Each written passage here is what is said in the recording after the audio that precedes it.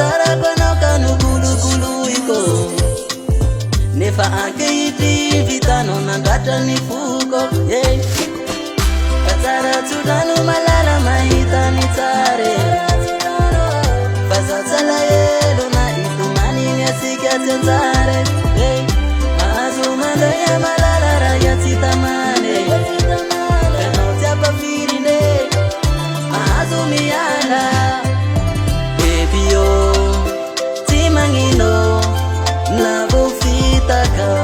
fa iolonany fo vadiko veloma ianao masoava amizay anjaranao F6 on the beat.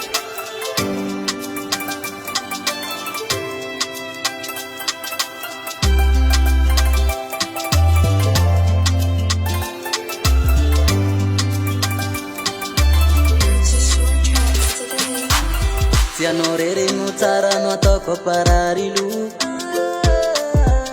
tsy anao misy no ataoko animbana foe ty sosafidy ny fokony tianao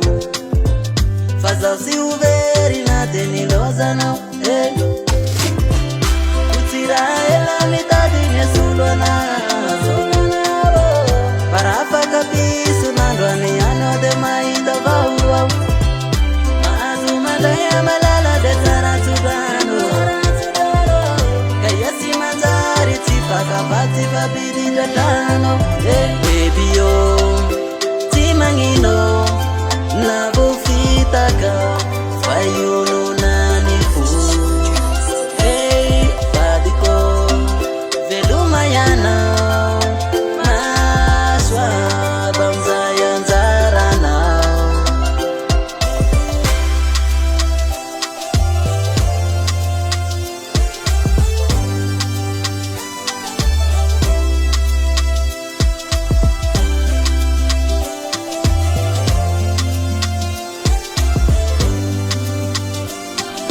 F6 on the beat. bebio tsy magnino na vofitaka fa iolo